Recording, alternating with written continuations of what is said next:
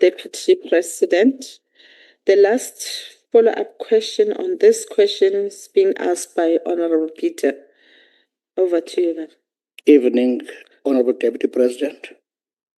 The Amatola Water Board, which supply bulk water to most municipalities in the Eastern Cape, is on the brink of collapse.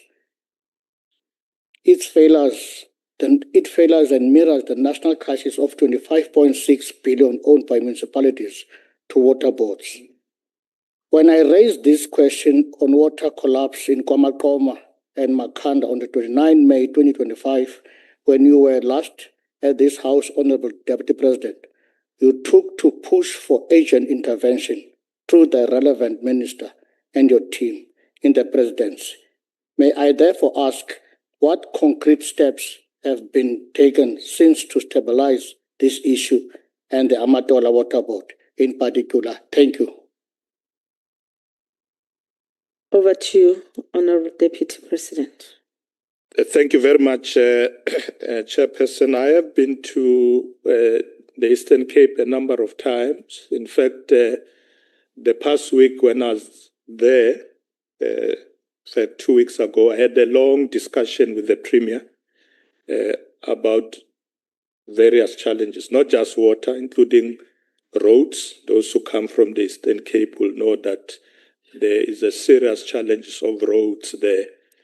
Although Central is busy with some of the provincial roads, which is a decision they agreed on with the province. But you are quite right, with water, it remains a big challenge. We will be going back there with the Minister of Water Affairs to see how we can assist, because when it comes to rural areas, the challenge is even bigger than the cities, to be able to lay out proper infrastructure and so on. And the Premier has made a plea in his discussion with me that they do need assistance from national government. They are doing their best to intervene. So I have raised this matter with the relevant ministers, and we will be going back. We're going to try and assist them. Remember, constitutionally, water services, are located at municipalities, and that's what the challenge is. But we have now decided that let's see how we assist from national government through the intervention of the minister. We have pushed now for bulk water to reach all areas, but reticulation remains a challenge. I will follow up this matter again with the Premier, and we'll be able to give you a detailed report. Thank you, Chairperson.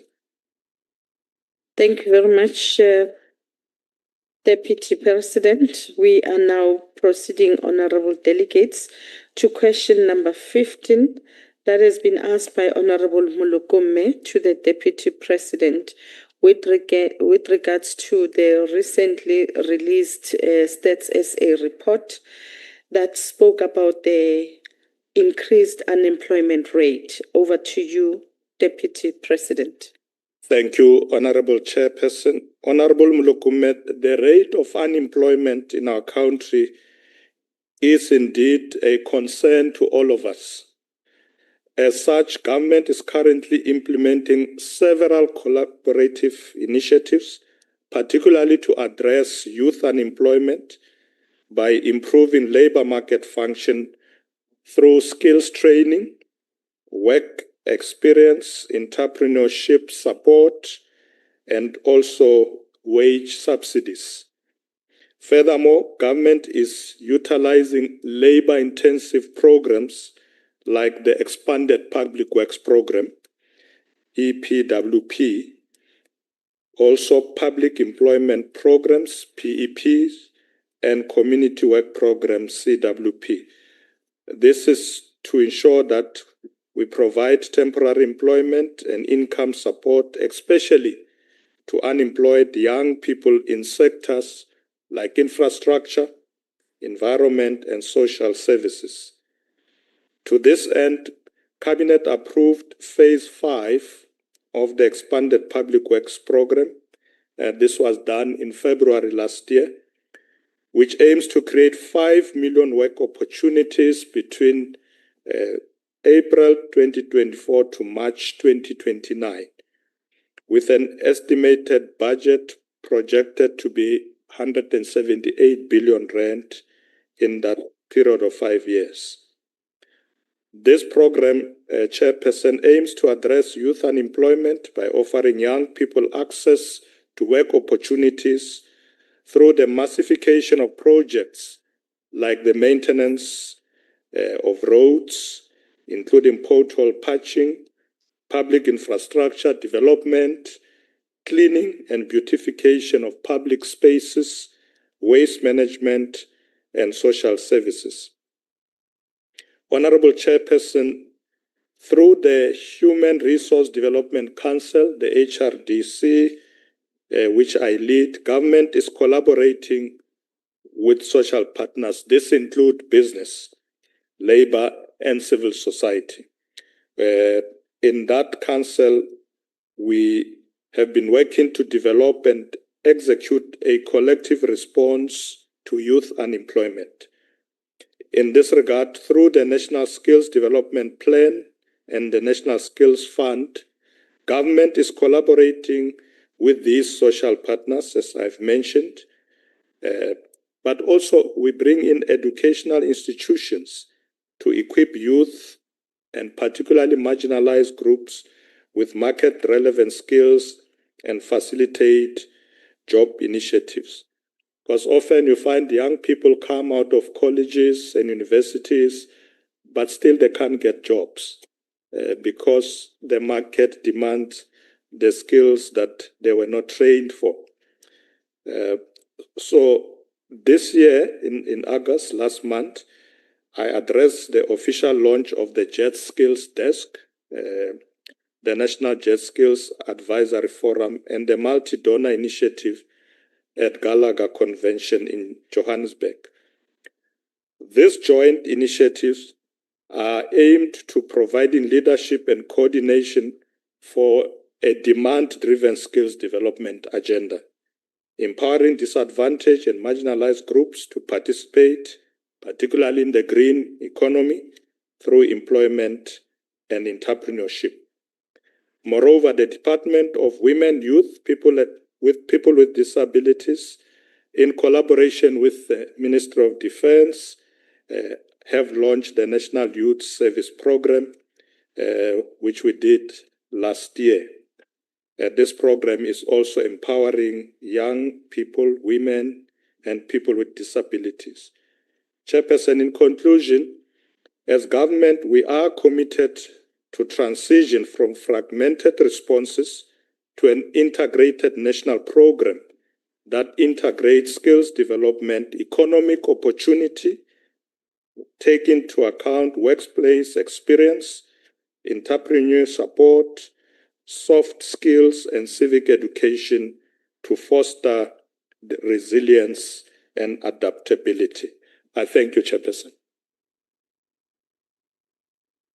Thank you very much, Deputy President.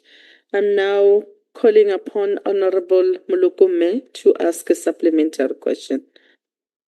Modula Stulo ke dumedishe le Motlatsa President ke be ke leboe le karabo eo re fileng yona DP. Let me take this opportunity to express appreciation to the progress that the government is making through programs such as the Youth Employment Service programs, which creates apprenticeship and internship to invest in skills development via training and mentorship. The YES program has also shown us that the private sector has the critical role to play, both in terms of creating formal economic jobs for youth, as well as for creating self-enterprise opportunities for youth entrepreneurs. My question, DP, is, has the government undertaken a comprehensive audit of the performance of all youth entrepreneurship programs in the country, and whether the government would establish a mechanism to coordinate the various public and private sector youth empowerment and also the entrepreneurship programs. Thank you, Chair. Thank you very much, Honorable Gumme. Over to you, Honorable Deputy President.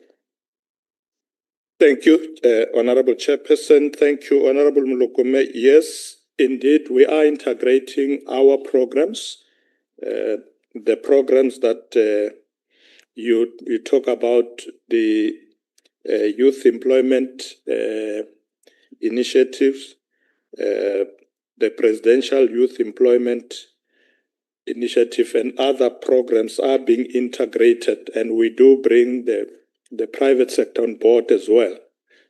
We drive some of them, of course, from the presidency. And you can see that our biggest focus is on young people.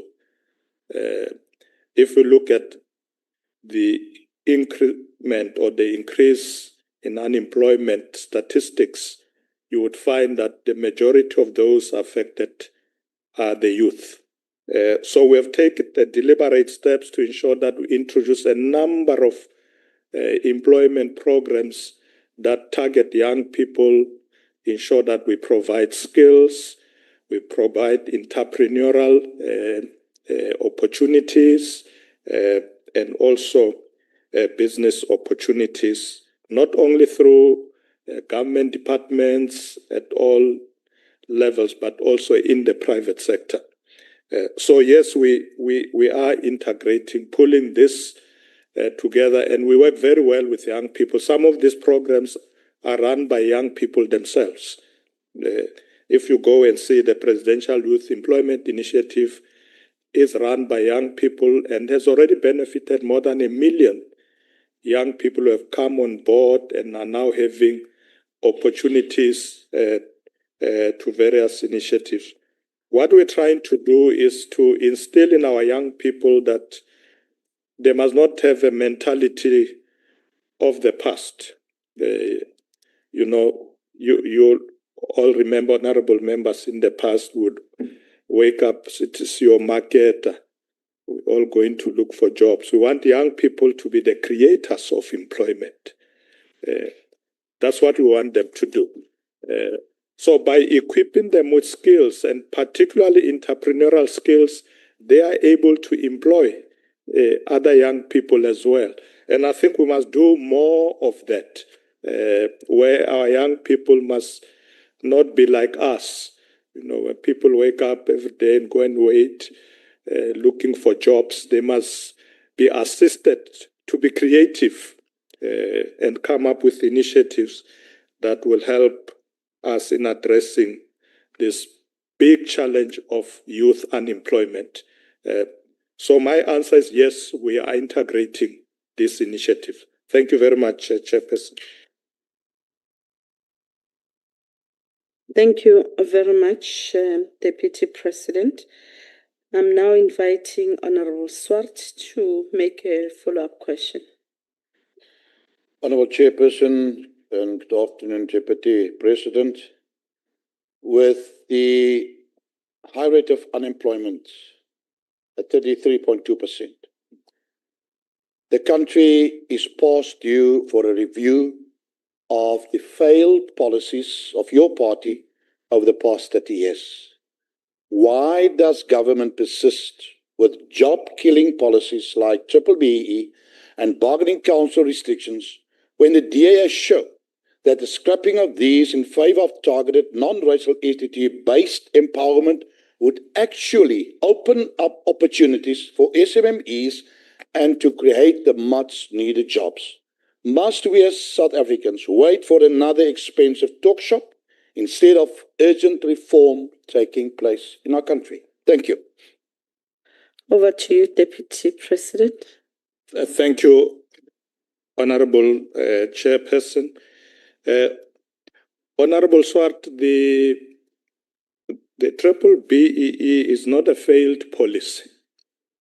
In fact, I think it must be implemented more rigorously, because You say the triple BE policy deals with the empowerment of those who have been disadvantaged in the past. It is not correct. There were in the country where black people are probably 90% of the population, but 70% is controlled by others. It can't be allowed. It will never be allowed. We have to come with policies to change that. Anybody who says we must scrap that, it means we must go back to apartheid. You basically say, leave the economy in the hands of whites. And that's how this country is going to work. It will never be allowed. Black people must be empowered by this policy of triple BEE. And we have seen, honorable members, that it does work. There are many companies run by black people that are very successful. In fact, Honorable Gwede Mantashe was saying, the Minister of Minerals this morning, that most of the companies now operating in the mining industry, in the coal industry, are black companies. And those people were empowered by these progressive policies of our government. We must continue to do so. It is not this policy that is bringing high unemployment. It's conditions of the current geopolitical situation as well. Unemployment is not a problem only of South Africa. It is there throughout the country. When the global economy is not doing well, it affects us here. So we must look at this holistically, but I will not agree with anyone who says black people don't need to be empowered. We will never agree to that. Thank you, Chairperson.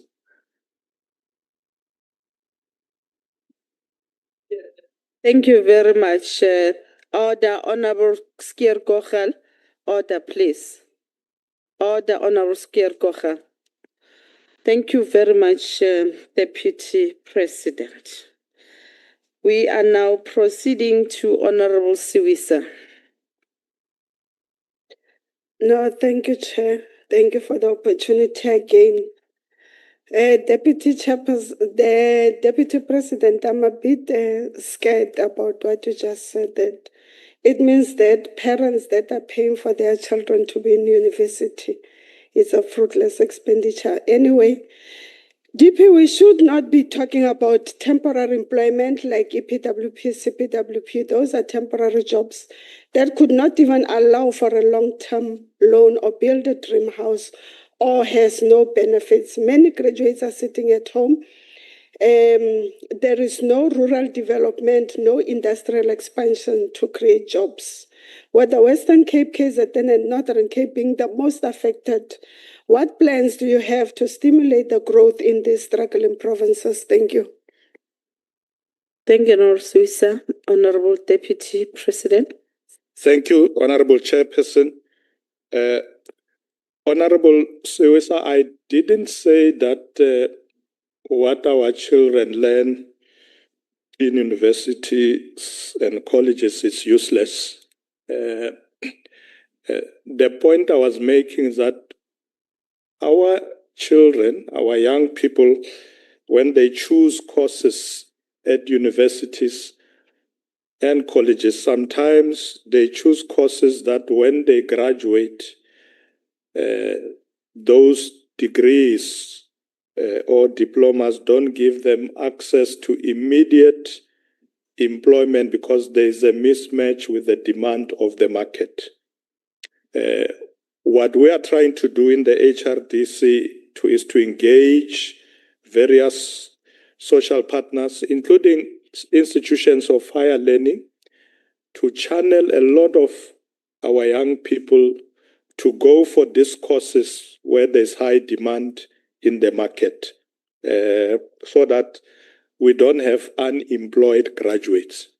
There's a lot of demand, for instance, in the mining industry for engineers of various sorts, but you find that many young people who come off the schooling system don't go in that field of study.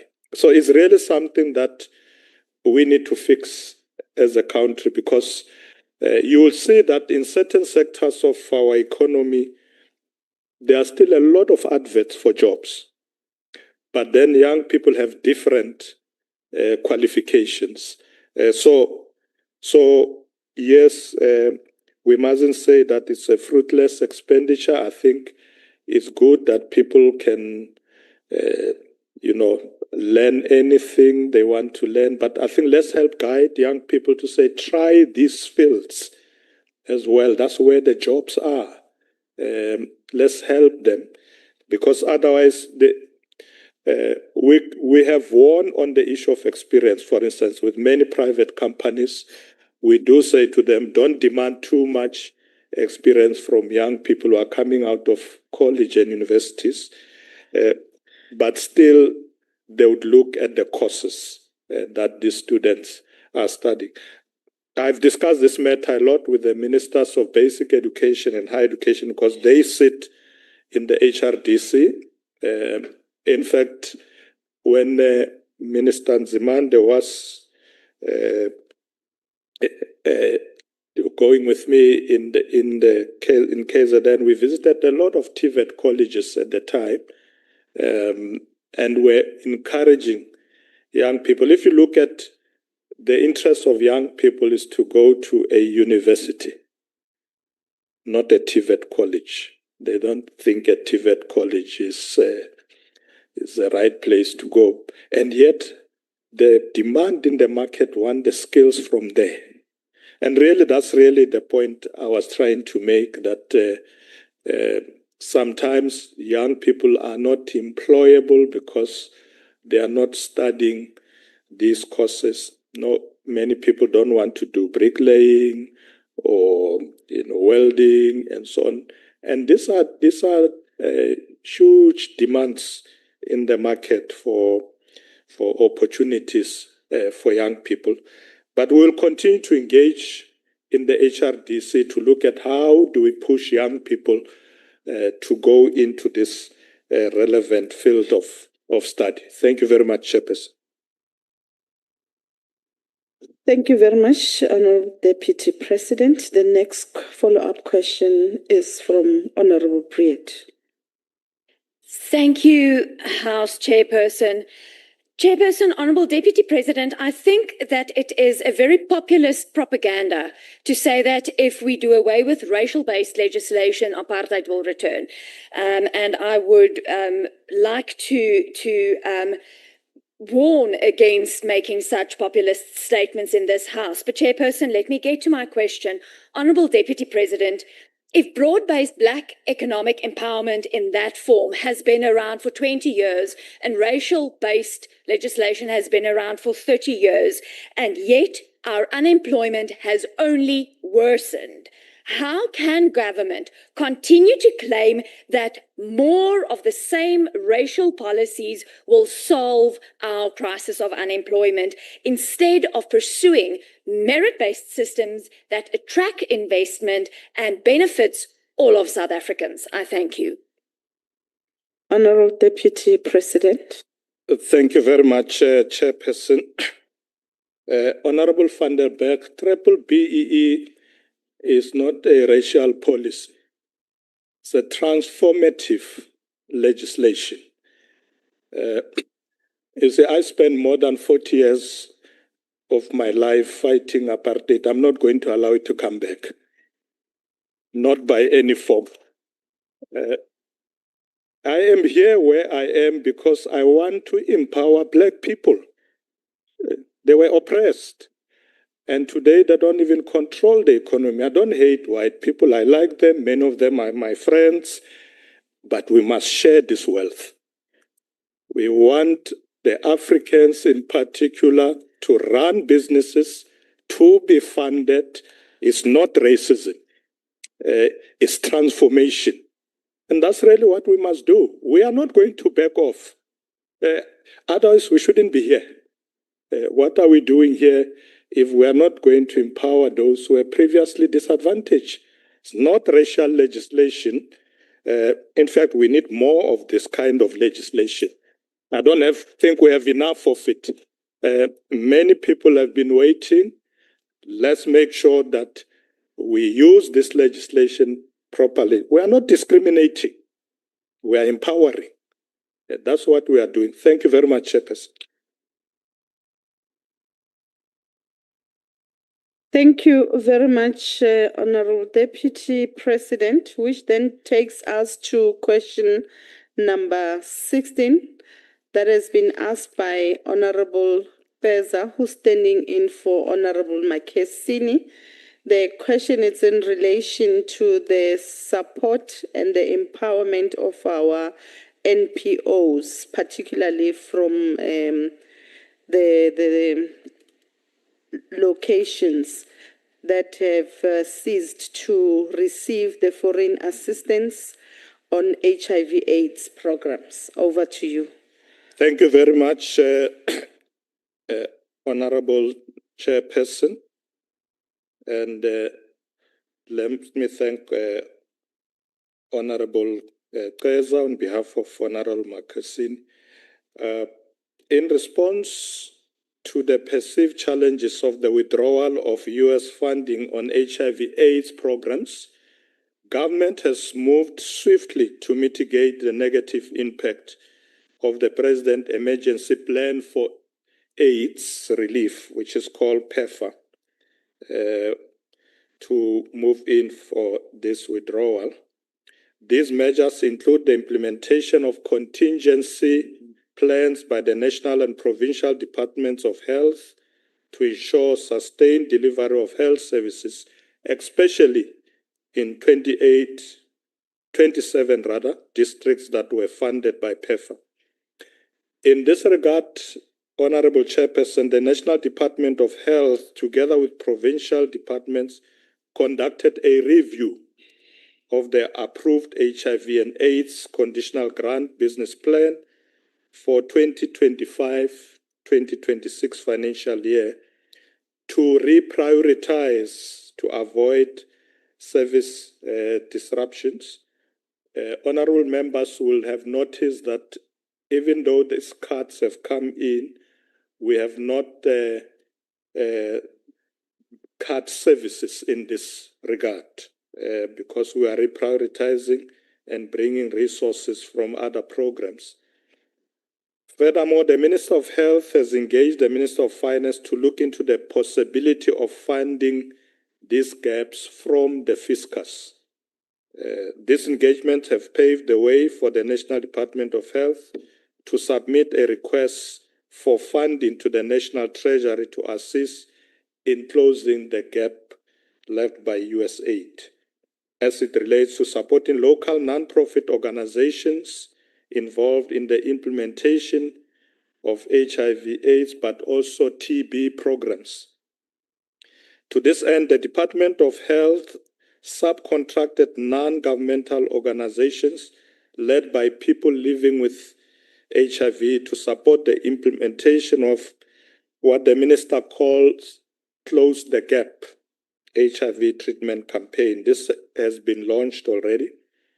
This campaign seeks to accelerate the enrollment of people living with HIV on treatment with a view of attaining the UN AIDS 95-95-95 targets by 2025. When delivering the Ministry of Health Budget Board, Minister Motsoaledi announced that the National Treasury will allocate another 590 million rands to provinces to close the gap left by US aid withdrawal. Obviously, this is not enough, so the Minister is continuing to engage with National Treasury for more resources.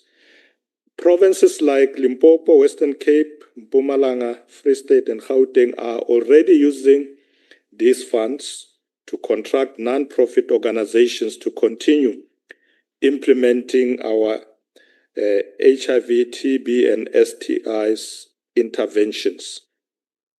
As I've said, Honorable Chairperson, during the opening plenary of the 12th SA/AIDS conference, our government will continue to pursue all funding interventions including strengthening partnerships with the private sector to ensure that essential health services, including life-saving HIV treatment and prevention, continue to be provided to our communities. We believe, Chairperson, that together we can create a future where HIV/AIDS is no longer a threat, but a distant memory of our collective strength and determination. We are making sure that this cut in funding does not make us regress where we are now. So we're going to do everything in our power to ensure that we remain on course, including engaging other countries in the European Union, in the Eastern Bloc and other countries, whilst we continue to engage the United States. Maybe one day Trump will see the light. Thank you very much, Chairperson. Thank you very much, Honorable Deputy President. I now request Honorable Keza to make a supplementary question. No, thank you very much. I think, Deputy President, the only way that Trump will see the light is his end of the term. At that level of psychiatric disorder, he cannot see it now. South Africa's fight, Deputy President, with HIV goes back decades and is being under threat as the US funding cuts are beginning to hit home. Cuts in US funding for HIV programs have already led to closures of local NGOs, declines in testing, HIV diagnosis and treatment initiation activity, with the impact already felt amongst the country's most marginalized groups. Given that the goal to end HIV and AIDS as a public health by 2030 in a funding storm, what measures have you put in place to ensure that vulnerable groups still have reliable access to life-saving medication? Thank you very much. Thank you very much. Thank you very much, Honorable Keza. Over to you, Minister. Deputy President, sorry. Thank you very much, Honorable Chairperson. Honorable Keza, we had a discussion with some colleagues recently, and we were saying, well, you know, it's another 4 years, you know, Trump will be gone, things will change. And someone said, well, you have not looked at his deputy, who might come after him. He might be worse. So don't entertain this idea that in 4 years we will be fine, Trump will be gone. If Vance come in, I'm not sure if we will be better off. So we must prepare for the worst. In fact, I think we need to take a decision as the country to say, should we really rely on them? I think we need to begin to say, can we do these things ourselves? As a country, as a continent. This thing of relying on other people is not sustainable. I think we must begin to reprioritize, take measures to ensure that we are self-sufficient and self-sustaining. I think we must begin to understand that we are really on our own. Whether it's Trump, it's Vance, I don't even know if the Democrats will be better. I think the continent must begin to say, how do we deal with our own development? How do we, you know, the African continent has got minerals, and yet we are beggars. That can't be explained. So let's focus. Let's not be crybabies to Trump. Yeah, let's look at what we can do for ourselves. Honorable Keza, I did say earlier that the minister is working hard to try and find solutions, find resources, but we need to look at also innovative technologies. In the recent meeting of the South African AIDS Council, there were reports that even the kind of treatment people are receiving now is improving. Instead of people, taking tablets every day, they can take it once a month. Instead of collecting this treatment every month, now they can do it once in 6 months. So things will improve. And the cost of treatment might become cheaper as we get new drugs, new approach to treatment, but prevention remains key. But as I said, one of the challenges, Honorable Chairperson, is that with the second 95, that's where we're worried about treatment. There are a lot of people who have been diagnosed who are not taking treatment. About 1.1 million people. So we need to find them. When the minister talks about closing the gap, he wants to find people in that second 95, because that's where the issue of antiretroviral treatment is key, and people are not coming forward to get their treatment. Thank you very much, Chairperson. Thank you very much, Deputy President. The next follow-up question is from Honorable Kaunda. Over to you. Thank you very much, Honorable Chairperson. Your Excellency, Deputy President, while the US funding cuts to South Africa's HIV and AIDS programs have caused a significant challenge, we want to express our appreciation of the decisive intervention of our government to prevent a catastrophic impact of these abstract funding cuts. In pursuit of the National Democratic Revolution, as well as the implementation of the ANC manifesto to improve the life expectancy of our people, what measures is the government putting in place to safeguard programs such as the Advancing Clinical Therapeutics globally for HIV and AIDS and other infections, and the Division of AIDS within the National Institute of Allergy and Infectious Diseases, NIAID, which is part of the US National Institutes of Health, NIH. I thank you, Honorable Chairperson. Thank you very much. Over to you, DP. Thank you very much, Honorable Chairperson, Mangbonge Mpatwe Dolop.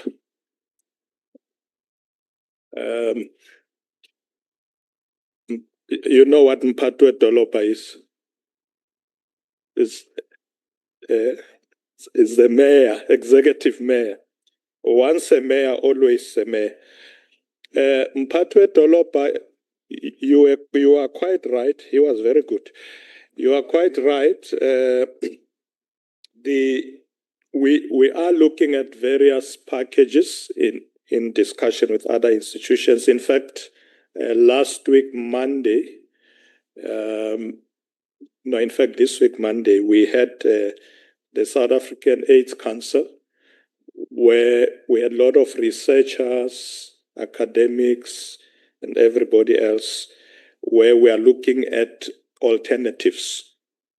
How do we deal with this challenge now that the cuts are real? Yes, on the other hand, the minister is saying, I'm going to try and reprioritize programs there and there, talk to National Treasury, but as a collective of society, all of us were sitting there and say, what do we do? That conference was a conference of 3 days. I attended the first day with Deputy Minister of Health and others. There were international speakers and delegates. We will find a solution, because the researchers are not looking only at the problem of funding, but whether we can get affordable drugs, whether that can be produced, so that if the cost of treatment is lowered, it means we can make do with our own resources without relying on other people. So we are busy doing that, and very soon the minister will come up with a report. The good news, though, honorable members, is that we have not reduced services in this regard. I did ask the minister, where are we? And he says, we're still providing services the way we were in all the districts, particularly the districts that are most affected. We are providing this service. So we just make sure, we must make sure that we don't drop the ball and regress. So we need to move fast to find alternatives that are going to help us stay the course. Thank you, Honorable Chairperson. Thank you very much, Honorable DP. We are now proceeding to Honorable Billy. Binar, not Binar. Thank you very much, Chairperson. Good afternoon to yourself and good afternoon to the Deputy President. Deputy President, you speak of reprioritizing the funds only now to deal with this crisis. Now, as the leader of the South African National AIDS Council, I want to ask, why have you for so long relied on the goodwill of foreign countries instead of ensuring that South Africa is self-reliant in providing critical life-saving medicines? And I'm sure, Deputy President, you'll agree with me that it cannot be the duty of the American taxpayer to cover for your mismanagement as a leader of this council. Thank you. Thank you, Honorable Billy. Over to you, Deputy President. Thank you very much, Honorable Chairperson. I can't agree more with you. We shouldn't have relied on the US for so long. I think we are wiser now because as a sovereign nation, I think it's important that we try and do things for ourselves. So I agree with you that it should have come sooner. You know, we are better off, in fact, as South Africa. There are other countries in the continent that 100% of their health budget comes elsewhere. In fact, we as South Africa, we were only relying on the US on this program for only about 8 billion rands, when in fact our funding for the HIV program is close to 60 billion. So we have been funding our health program, but you are quite right, Honorable Member, that let's try to be self-sufficient. I can't agree more with you. Thank you very much, Chairperson. Thank you very much, Honorable DP. The last speaker on this question is Honorable Finis. Thank you, Chairperson. Honorable Deputy President, I appreciate the response regarding the progress the government has made in integrating the vital programs funded through the US HIV/AIDS grant into the national system. Additionally, how is the government approaching the reorientation of community-based health worker roles previously supported by these NGOs to ensure they effectively contribute to the comprehensive HIV/AIDS support program? I thank you. Thank you very much for the question. Can I afford DP an opportunity to respond? Thank you, Honorable Chairperson, Honorable Finis. As I said earlier, that in the South African AIDS conference, we spend a lot actually addressing this challenge. We will come with alternatives to see how best we can fund our programs. as a country. We need to do proper research. At the moment, researchers and academic institutions are very keen to assist to come up with solutions. We need to relook at the drugs. South Africa can also produce drugs instead of relying on imports from other countries.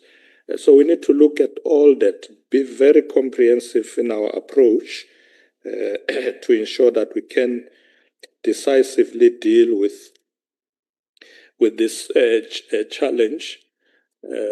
Remember, our targets on 95, 95, 95 are closely coming by.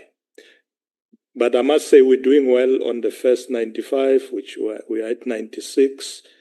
The last 95 were at 97. It's only the second one on treatment where we're not doing well. So we must support the minister's campaign for Close the Gaps. Let's find the 1.1 million people that should be on treatment. And the minister was, in terms of briefing us, the biggest culprits are men who don't take treatment. So we need to try and find them. We can beat HIV and AIDS if we are focused. It's not just about funding, it's about attitude, it's about conduct. As I said earlier, prevention is better than cure. If we can win on prevention, we don't have to worry, Honorable Geza, to go and visit Mr. Trump. We will be fine. But let's try and ensure that we work closely with our ministers, very enthusiastic to ensure that we win this war. Thank you, Chairperson. Thank you very much, Honorable Deputy President. Honorable delegates, we were supposed to take question 17 from Honorable Mokoena, and she is not in the House, and I want to refer you to the rules of the House, Rules 228, Sub-Rule 6, that reads, if a delegate in whose name a question for oral reply is standing comes up for reply is not in the House or is not presented by another delegate, the question lapses unless the person who is to reply to the question elects to reply to the question or tables the reply. And in this instance, I want to indicate that Honorable Mokoena has not indicated to us that he's not available, and as such, there is a replacement in this regard. Having said that, Honorable DP, you will not respond to question number 17 as asked by Honorable Mokoena. We've not received anything. Can you please lower the hand? There are processes that must be followed if a person is not here. Honorable Makesin has made an arrangement for Honorable Geza to stand in for him. Point of order, Chair. There's no point for you to argue. Now she's on the virtual platform, and as such, we will allow her to proceed on a virtual platform insofar as asking the question. DP, you can then respond to the question. She is here with us. Honorable Mokoena has asked question number 17 to Honorable DP with regards to Honorable... Chair, can that be clarified whether she will be in a position? Because if the Honorable Deputy President responds and it transpires that she is not going to ask a follow-up question, it will really affect your ruling. I'm just seeking clarity from her. Then you will be correct, then we can proceed. Honorable Nonkonyana, she has joined in virtually and therefore she is part of the House. She can participate in the processes. As such, she has asked a question. She will have to ask a a supplementary question. If she doesn't have she's happy with what the TP has responded to, and then he doesn't have to ask any supplementary question. As I was indicating, Honorable Mokoena has asked the question to the Deputy President with regards to lack of leadership or transparency. Over to you, Deputy President. Honorable Chairperson, thank you very much. Honorable Chairperson, in fulfillment of my obligation as a Member of Parliament, I have declared my financial interests to the Ethics Committee of the National Assembly. However, following a complaint that was lodged through the Registrar of Members' Interests on the 5th of March this year, the Ethics Committee found that there was an item that was not disclosed. In this regard, I made my representation to the committee. However, my submissions were not upheld by the committee. Once I have explained to them the reasons why I did not declare that, they said they came to a conclusion that I should have declared it, and therefore they are going to impose a fine of 10,000 rand because I have breached the code by not disclosing. As a disciplined member of parliament who respect the rule of law and the integrity of this institution, I have decided to comply with the decision, and the funds will be deducted from my salary. That's where we are. Thank you, Chairperson. Thank you very much, Deputy President. Honorable Mokoena, do you have a supplementary question? Yes, Chair, I do. Thank you, Deputy President, for answering that question. My follow-up question, sir, is as the Deputy President, we are fully aware of how much you earn because it is public knowledge. Therefore, would you be able to be open enough to tell us how you were able to afford a property of 7.5 million with your combined income? As the Deputy President of South Africa, we need to know the source of your proceeds of the residence that you have disclosed. Thank you. Thank you very much, Honorable Deputy President. I was not sure what is the member asking me now. Can you kindly repeat your question to the Deputy President? It's like a different question. It is Honorable not a different. Mokoena. Thank you, Chairperson. It is not a different question. Let me say it maybe slower. The Deputy Chairperson, the Deputy President declared a house for 7.5 million rands. Now, it is not a secret how much the Deputy President earns monthly or yearly. It is public knowledge. As such, we would like to know if he is willing to disclose how he was able to procure a house for 7.5 million. Thank you. Honorable Mokoena, unfortunately, you're asking Deputy President a new question. However, it is upon the Deputy President whether he wants to respond to the question or not. But the question Point of order, will Chair. have to be Point of order, Chair. Hang on, Honorable Mokoena. Point of order, Chair. This is the second time you are doing this to me. Can we This is the switch her second off? time I'm going to have to Can report you this switch her now. off?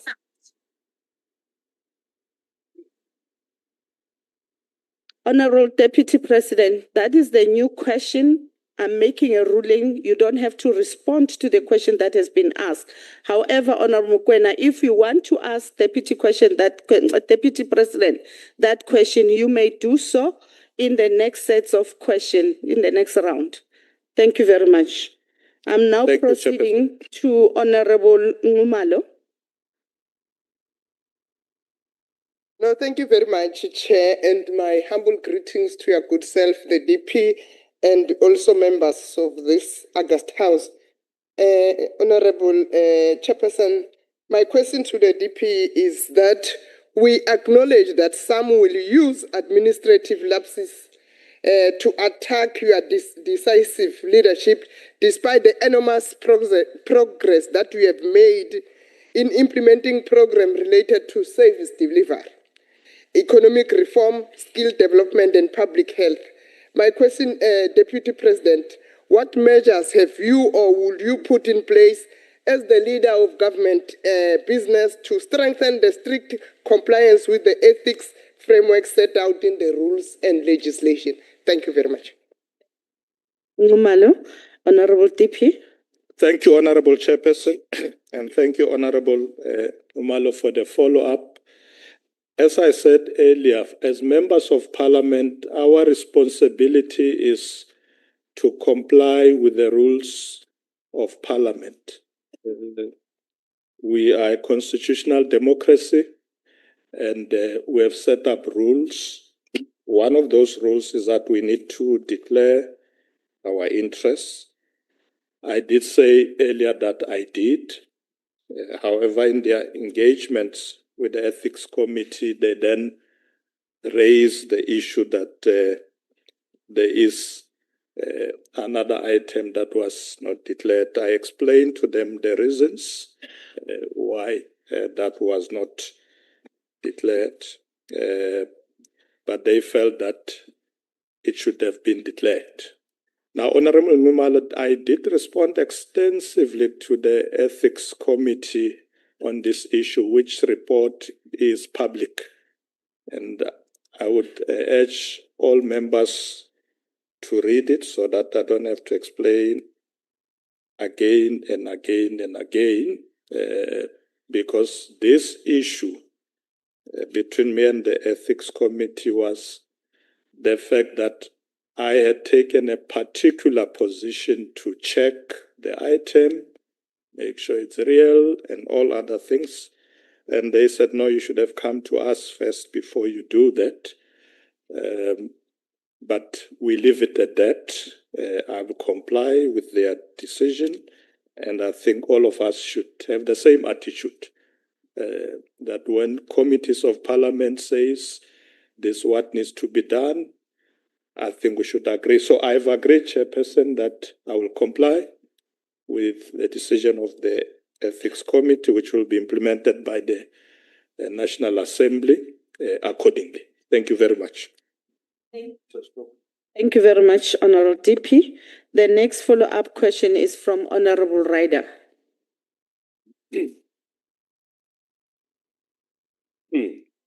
Thank you, Chairperson. Deputy President, be it undeclared diamonds or perceptions of influence over national lotteries or dollars in the couch, the leadership of this country is clearly reputationally tainted and have used positions of power to get their hands on vast sums of money that most South Africans could only ever dream of. This is due purely to the proximity to political power. Black economic empowerment has proven to be a smokescreen for economic empowerment of a relatively small number of ANC members, and South Africans have realized this.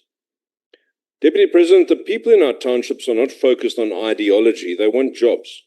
Now, as leader of government business, will you show remorse for not declaring by ensuring that Cabinet opens up the economy to all and removes the legislation, like the Public Procurement Act, which does nothing but raise the cost of giving service to our people while blocking investment to the country under the guise of black economic empowerment? Thank you. Honorable Deputy President, I have not heard the relevance of the question in relation to what has been put before you. And as such, you are not obliged to answer to that question. And therefore, can you lower your hand, Presiding Officer? And as such, you're not going to answer to that question. I'm going to proceed to the next follow-up question. Honorable Gerike. Yes, Honorable Badenhorst. What is your point of order and on which rule are you rising on? You're ruling now, Chair. Honorable, on which rules are you rising on? Chair, I'm allowed to rise under your ruling. I'll find you the exact rule right now. Please sit down, Honorable Badenhorst.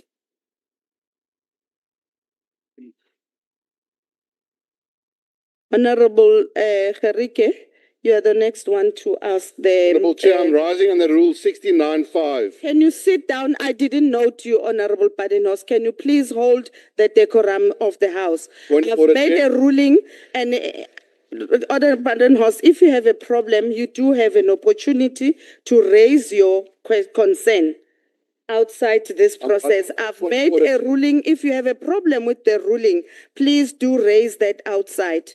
Can you allow the House to proceed with the business? Madam Chair, I'm rising on a point of order. On which rule are you rising? Rule 69.5.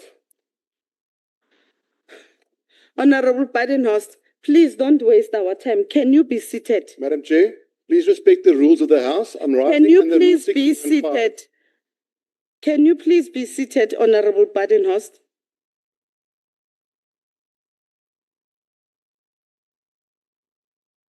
Rule 69.5. Honorable Address Badenhorst. presiding officer on a point of order. Honorable Badenhorst, Sir? Honorable Badenhorst, can you please take your seat? Honorable Nonkonyan. Oh, that is seated, Chair. I wanted to rise on a point of order. Rule 9.12. We're allowing point of orders and which actually says the presiding officer's ruling on a point of order is final and binding. Just wanted, but Honorable Badenhorst, can you please listen? Honorable Badenhorst, I'm responding to you in terms of Rule 69, sub-rule 9. That says there's no delegate who may raise a point of order against or a similar point of order if the presiding officer has ruled. So it is for that reason that I'm asking you to sit down. If you are not happy with the ruling, there is another avenue that you can explore to raise your dissatisfaction. So can you please allow us to proceed with the proceedings of the House? Honorable Gerike, over to you.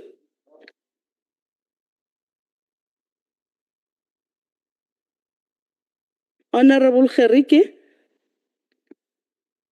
Yes, thank you, Chairperson. Deputy President, the declaration of interest for members of Parliament and the Executive is a legal requirement and ethically correct to, firstly, hold public office bearers accountable, and secondly, to win the trust of the general public. Your declaration of interest was somewhat confusing and sparked a lot of debate and speculation even in the media. You have attempted to clear the air, Deputy President. The question is, does it bring the issue to an end? Or is there still something that you need to share with the country in this regard? Thank you very much. Honorable Deputy President, you may respond. Thank you very much. Honorable Gerike, the matter has been brought to conclusion. I don't know what I need to share with the country. Everybody knows where I live. I've declared everything around me. I don't have smaller nyana skeletons that I have to share with anybody. My life is as transparent as it is. And that's what I wrote in my declaration. This is where I live. This is how the house is owned. And I didn't say it for the first time. I said it last year. I still live where I was living last year. So my declaration could not have changed. Somebody tried to change it in the media. You know, when members of parliament are guided by the media, like News 24, you're going to falter. Because you read these funny things and it becomes your program. And you come and ask me questions based on articles of News 24. It's completely out of order. No, listen to me. You read News 24 and come and ask me questions. Hang on, Honorable Deputy President. Honorable Gerike, you asked the question. Deputy President has afforded you an opportunity to ask him, and he listened to you. Now he's responding to your question. You are responding back. That is against the rules of the House. Can you afford him an opportunity to respond to your question? If you are not happy with the response, there will be another opportunity given to you to ask the question. And you can't speak back to the presiding officer. Chairperson. Over to you, Honorable Mananiso. On which rule are you rising on? Thank you, Chairperson. On Rule 47, that says that delegates may not confess aloud. So I want you to actually rule on that. We are tired of what Honorable Gerike is doing. Thank you. The order is sustained, Honorable Mananiso. Over to you, Honorable Deputy President. Yes, Honorable Chairperson, let me conclude. The point I was making is that it is a journalist who wrote a story that he's now following up, that I wrote in my declaration that I own a house that I don't own. I mean, how foolish can I be? Ownership of property is something that is on record. You can go to the registers of properties, you'll find which properties I own. So what on earth will make me go to my declaration and say, I live in this house, last year I said I don't own it, now I own it. If I own it, there will be a record that shows I'm the owner of that property. And honorable member knows the truth. But they listen to journalists who work with them to come and ask us questions here that are funny. Yes?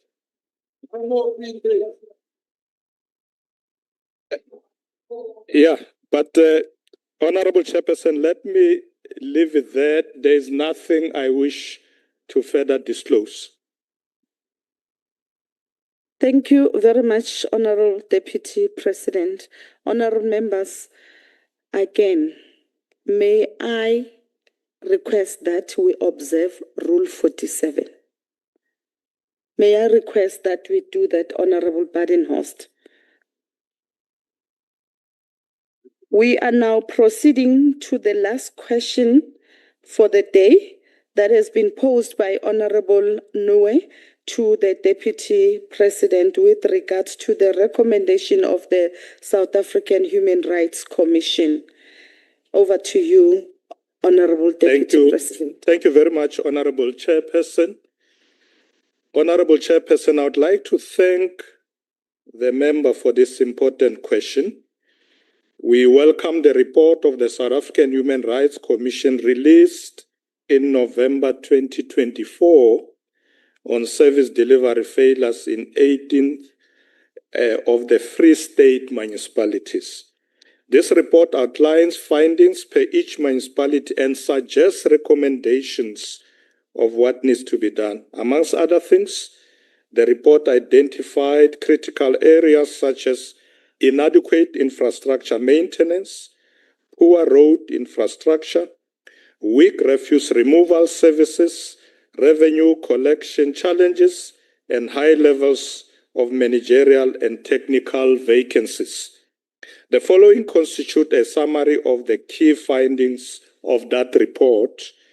It says the Provincial Department of COGTA is not adequately fulfilling its obligations in terms of Section 154 of the Constitution and Section 105 of the Municipal Systems Act 32 of 2000 for the following reasons. 10 out of 23 municipalities in the province are classified by COGTA as dysfunctional. This figure has not shown much improvement in the past 3 years. Secondly, no municipality in the Free State has achieved a clean audit in 6 consecutive financial years. Several municipalities do not have functional municipality functional municipal public accounts committees, and lastly, there is a high vacancy rate of senior managers in the Free State municipalities, including but not limited to municipal managers. In this regard, the Provincial Department of COCTA, working together with the Department of Water and Sanitation and the Department of COCTA nationally, have processed the report and instituted systems to implement the recommendation of the SAHRC report, which amongst others seeks to strengthen the implementation of Section 154 of the Constitution and Section 15 of the Municipal Systems Act 32 of 2000 to adequately monitor and support municipalities in the Free State. To address widespread service delivery failures, several Free State municipalities have incorporated targets project into their MIC implementation plans. The implementation of these projects are coordinated by COCTA with the support from Municipal Infrastructure Support Agency, MISA. To this end, chairperson, municipalities such as Mafube, Kopanong, and Ngwate are prioritizing the refurbishment of wastewater treatment works, pump station, and boreholes. These efforts are aimed at restoring basic water and sanitation services, which have been compromised due to aging infrastructure and poor maintenance, something that we talked about earlier. In Malutia Phofung, operations and maintenance support are being provided through a cost reimbursement model, and MISA has deployed engineers and graduates to assist. Road maintenance has been tackled through the acquisition of yellow fleet equipment and graders and rollers, particularly in Mafube. Kopano, local municipalities focusing on pothole management, resealing, and stormwater challenge maintenance, support by partnerships of the community work program. To improve waste management, Mafube has allocated MIC funding for the procurement of specialized vehicles for refuse removals. This project reflects a strategic shift towards core municipal functions and improving the quality of lives of residents in these distress areas. Through the implementation of Phase 2 of Operation Vula, we will focus on reforming local government funding and revenue collection model. Honorable Chairperson, these interventions speak volumes on progress that is currently being made to improve service delivery, particularly in the Free State municipalities. I thank you, Chairperson. Thank you very much, DP. I'm now affording Honorable Nwe an opportunity to ask a supplementary question. Thank you, Chairperson. Thank you, Deputy President, for the response. I shouldn't be making a follow-up based on your response, but there's one area that one will need to highlight to still emphasize the challenges that the municipalities are facing in the Free State. Indeed, the sewage treatment plants in many of the Free State municipalities, mainly including Mangaung and Malutia Phofung, where it is mainly a serious, dire situation in Malutia Phofung. I will indicate why. They are in a state of severe collapse, with all their facilities failing to function and releasing untreated sewage daily into rivers, feeding the Val Dam, causing widespread environment damage and posing health risk to residents and livestock. Just on Malutia Phofung briefly, Deputy President, as we speak, because of the challenge, I think the engineers, they haven't as yet got there what they're supposed to be doing in supporting that municipality. Houses and schools, sewage is flooding into the yards as we speak now. And some business people, because of the collapse of the treatment plants, they are now beginning to use opening illegally for themselves manholes to empty the toilets. And that's how the dire situation is like in Malutia Phufu now. And therefore, Deputy President, what are the specific interventions that the government is implementing, specifically in the above-mentioned municipalities, that is the 13 plants also that includes Mangaung, to salvage the water infrastructure in municipalities in the Free State to and strengthen can you take your seat? Honorable Deputy President, your time is up. Thank you, Honorable Chairperson. Honorable Noe, as I said earlier, that in Malutia Phofung, the focus is on maintenance support, which is provided through a cost reimbursement model. MISA has already deployed engineers, and they're also bringing in graduates. They are also focusing on road maintenance, but they have now acquired yellow fleet for a place called Mafube. I think it's what it's called. So they are looking at these issues, particularly waste management. We will obviously look into the issue you are raising of the sewage spilling into some residential areas.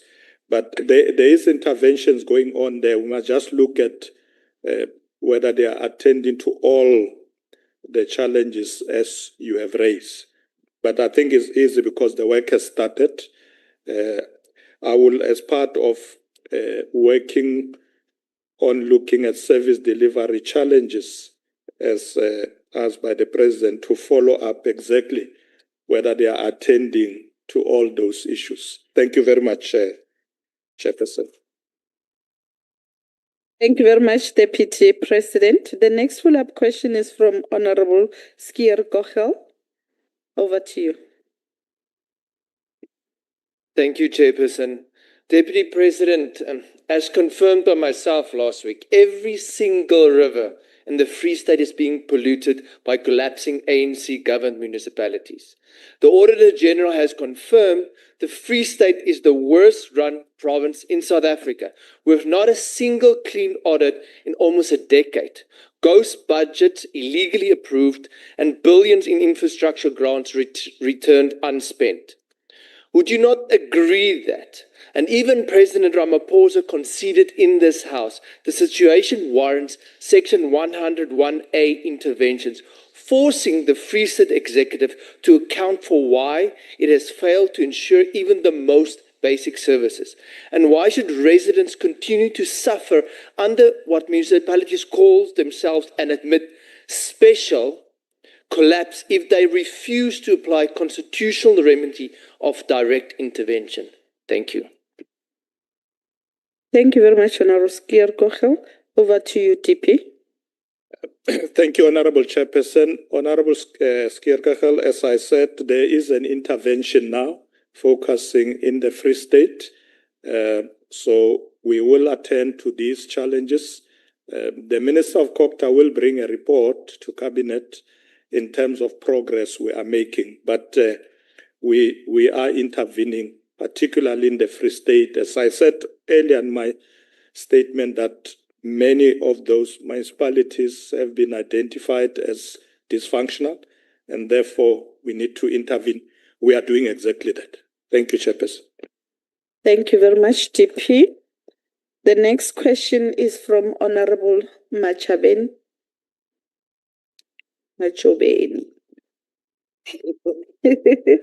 Hey, ke masipala wa Machabeng.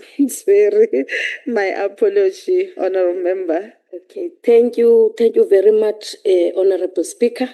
Greetings to the Deputy President. Deputy President, you've answered my question, but you said there are interventions that are going on in that municipality. I would love to know what will be the time frame, because we cannot run away that service delivery in the Free State is in a state of collapse. And also, I just want to know what measures have you put in place to hold those municipal managers and politicians who ignored the recommendation to account. Thank you very much. Thank you very much, Honorable Machobeni. Yes. Over to you, Honorable DP. Thank you, Chairperson. Thank you, Honorable Machobeni, for the follow-up. The report by Minister of Cocta will cover those issues because it is coming to Cabinet. But we have agreed that where individuals are identified to be a problem, whether it's municipal manager or a manager of any entity, there will be interventions to ensure that such individuals are dealt with. So the approach of Cabinet is that let's rescue these municipalities for the sake of the people, make sure that even the people who are deployed or appointed in those particular institutions are people who can do the work properly.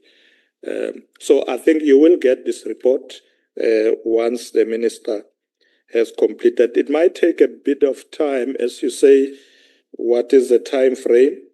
The minister, as I said, has been hard at work, and I'm sure we will get a report in the next cycle of Cabinet, in the next 2 months, to see what is happening. But we know that it is urgent that we deal with that challenge in the Free State. Thank you very much, Honorable Chairperson. Thank you very much, DP.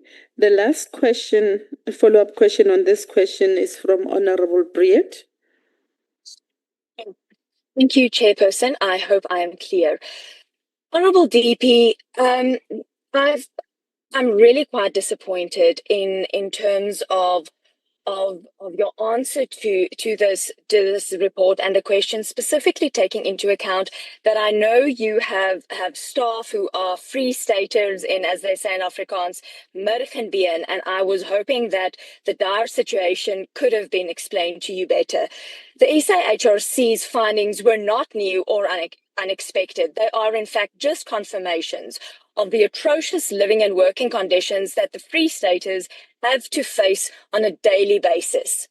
Chairperson and Honourable DP, I hear you are saying that the municipalities have interventions, but your predecessor, Honourable DP, had already declared municipalities like Mangaung, Maluti-Apufong, Machabeng and Mukaka service delivery hotspots.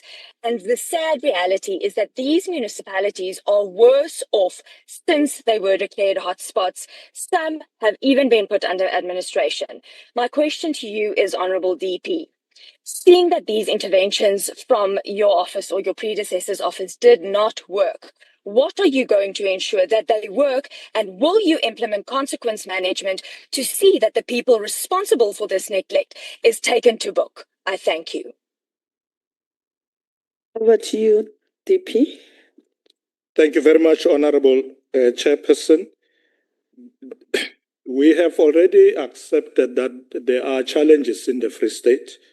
As I said, Honorable Chairperson, that we have identified municipalities that are dysfunctional, what they are not doing, what they should be doing. So we are intervening. I've already indicated what we're doing in Maluti-Apufong, where we're dealing with issues of maintenance, issues of making sure we have engineers in those areas to deal with all challenges. Road maintenance has been tackled. They have acquired yellow fleets. So all these things, Honorable Member, are being done as we speak. So it's not a wish list that we think of. We are already there doing these things.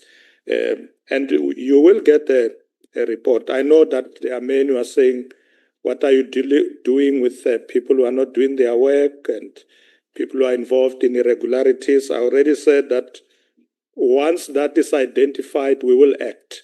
The minister has a clear mandate on that, working with COGTA and the province. We will improve the municipalities in the Free State. We are there, we are intervening, and we are going to make sure that for the sake of delivery of services to our people, we get those municipalities right and not allow a situation where they continue to be dysfunctional and nothing is done. Something is being done now as we speak. Thank you, Chairperson. Thank you very much, Deputy President. We've come to the conclusion of the question. You may take your seat.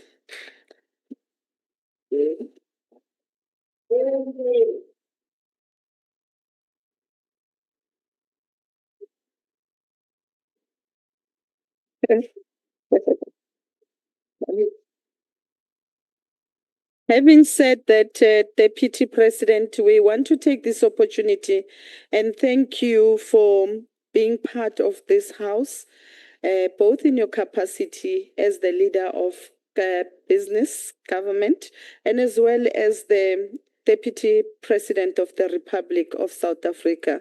I must say your responses were quite enriching, enlightening, very transformative. If you know, you know.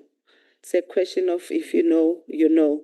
Thank you very much, honorable members. The House is adjourned. Before we leave, I'm requested to inform you that can you be seated? There is going to be just a quick briefing session immediately after this, right?